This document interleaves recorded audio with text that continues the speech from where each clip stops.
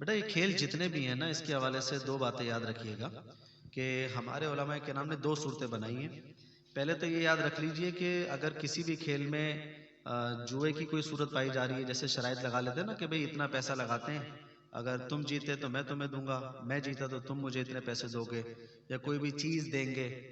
تو اگر شرائط لگائی جا رہی ہیں تو جوئے کی وجہ سے وہ بالکل حرام ہو جاتا ہے، اس میں تو کسی کا اختلاف نہیں ہے۔ اچھا، اب ایک صورت یہ بنتی ہے کہ بالفرض آپ کی نمازیں جاری ہیں کسی کھیل میں،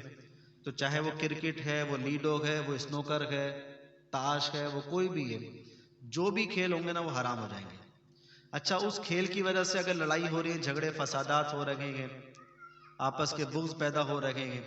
یہ چیز تو بالکل حرام ہو جاتی ہے۔ کھیل کے معاملے میں اگر یہ شرائط رکھی جا رہی ہیں، جس طرح میں نے آپ کو ذکر کیا، جوئے کی شرط لگا دی گئی ہے، یا نمازیں کی پابندی ختم ہو گئی ہے، جھوٹ ہو رہا ہے، دھوکہ دہی چل رہی ہے، تو کھیلوں میں یہ صورت تو بالکل حرام کی ہے۔ ایک صورت یہ ہے کہ جس میں جوا نہیں ہے، نمازوں کی پابندی بھی ہو رہی ہے، ٹائم ضائع نہیں کر رہے آپ، اور تھوڑا کھیلتے ہیں آپ، زیادہ نہیں کھیلتے ہیں، جھوٹ نہیں ہو رہا، دھوکہ دہی نہیں ہو رہی، اس کے اندر اور کوئی ایسی بری چیز نہیں آ رہی ہے، تو اس صورت میں علماء کرام کے دو موقف ہیں۔ بعض علماء کہتے ہیں کہ چونکہ اس میں جوا نہیں ہے اور کوئی حرام چیز نہیں آ رہی، یا کوئی باقاعدہ یہ کھیل نبی علیہ السلام نے منع نہیں فرمائے گئے، بلکہ حضور سے کچھ کھیل ایسے ثابت بھی ہیں کہ جو جسم کو چست رکھتے ہوں، دماغ کو طاقتور رکھتے ہوں، تو وہ علماء کرام استدلال کرتے ہیں بھائی فی نفسی ہی لیڈو کھیلنا یا اسنوکر کھیلنا یا تاش وغیرہ کھیلنا، اس میں کوئی مسئلہ نہیں ہے، یہ بالکل جائز ہوتا ہے۔ لیکن دیگر علماء ہیں وہ کہتے ہیں کہ وہ کھیل کہ جو آپ کے قسمت پر ہوتے ہیں،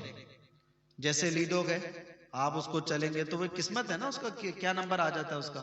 2 آئے، 6 آئے، 5 آئے، 1 آ جائے، وہ قسمت کی ایک بات ہوتی ہے۔ تو اس میں کیا ہوتا ہے کہ آپ کی جیت اور آپ کی ہار قسمت پر ڈیپینڈ کرتی ہے۔ جب ایسے کھیل ہوتے ہیں جو قسمت پر ڈیپینڈ کرتے ہوں، تو اس میں کیا ہوتا ہے کہ آپ کو آہستہ آہستہ جو ہے نا وہ عادت بننا شروع ہو جاتی ہے اپنی قسمت آزمانے کی، کہ ہاں یار ٹھیک ہے، جیتیں گے یا ہاریں گے، جیتیں گے یا ہاریں گے۔ یہ عادت آہستہ آہستہ آپ کو لے کر جاتی ہے جوئے کی طرف۔ جوئے میں یہ بھی ہوتا ہے نا، جوئے میں یہی ہوتا ہے کہ بھائی پیسہ لگاتے ہیں، اب قسمت کو آزماتے ہیں، دیکھو ٹھیک ہے کہ نہیں، اب دیکھتے ہیں کہ جناب میں جیتوں گا یا ہاروں گا، یہ قسمت آزمائی جاتی ہے۔ تو یہ چیز جو میں نے آپ کو بتایا قسمت آزمانے والی صورت، یہ آہستہ آہستہ آپ کو جوئے کی طرف لے کر جاتی ہے۔ تو علماء کرام نے کہا کہ اس کو سد للذریعہ، یعنی کہ اصل تو جوا حرام ہے، لیکن چونکہ یہ صورتحال جو قسمت آزمانے والی ہے، یہ آپ کو جوئے کی طرف آہستہ آہستہ پہنچا دے گی، آپ کو عادت پڑ جائے گی اپنی قسمت آزمانے کی، تو آہستہ آہستہ آپ پھر جوئے پہ بھی اپنی قسمت آزماؤ گے۔ تو سدن للذریعہ کے باب سے شمار کر کے علماء کرام نے لیڈو ہو، تاش ہو، اسنوکر ہو، چونکہ بعد میں ان کی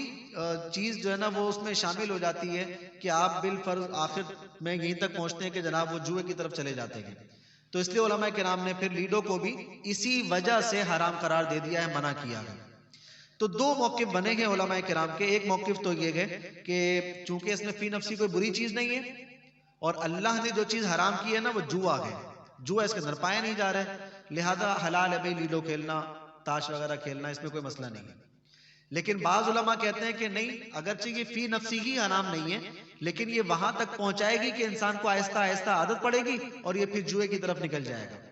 تو اس لیے علماء کرام نے اس کو سدن للذریعہ کے باب سے شمار کر کے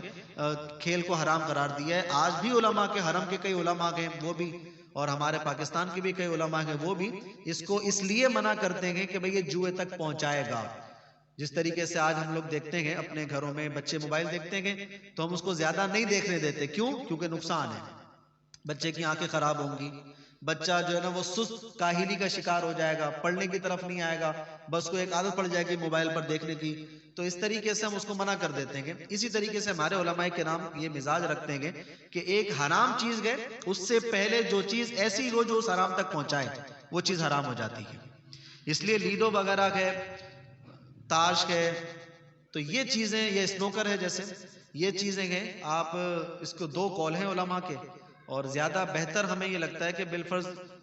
کبھی کبھار گھر میں جیسے خواتین کھیل لیتی ہیں، بھائی مل کر گھر میں کھیل لیتے ہیں لیڈو وغیرہ اور جو کھیل ہیں وہ چیزیں، تو اس میں کوئی مسئلہ نہیں ہے اگر آپ علماء کے اقوال پر عمل کر لیں تو۔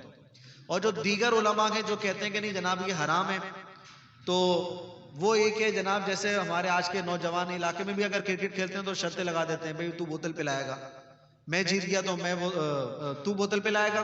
تو جیتا تو میں بوتل پلاؤں گا۔ اسنوکر پہ کھڑے ہوئے وہاں پہ بھی شرطیں لگا دیتے ہیں، لیڈو کھیلتے ہوئے بھی شرطیں لگا دیتے ہیں، تو یہ صورت جو ہے نا پھر وہ سیدھی سیدھی حرام کے اندر چلی جاتی ہے۔ تو اگر شرط لگائی جا رہی ہے تو بالکل ہی حرام ہو جائے گا، اور اگر شرط نہیں لگائی جا رہی، جوا نہیں ہے یا جھوٹ نہیں ہے، دھوکہ دہی نہیں ہے، اس کے اندر گالی گلوچ نہیں ہے، تو پھر علماء کا اختلاف ہے اس کے اندر، اور وہ دو موقف بن جاتے ہیں۔ ایک موقف یہ بنتا ہے کہ نہیں اب بھی حرام ہے، چونکہ یہ وہاں تک پہنچائے گا جوئے تک، یا عادت پڑ جائے گی تو نماز قضا ہونے تک بات آ جائے گی۔ اور بعض علماء یہ کہتے ہیں کہ نہیں جناب چونکہ اس میں فی نفسی کوئی برائی نہیں ہے لہذا یہ کھیل بالکل جائز ہے۔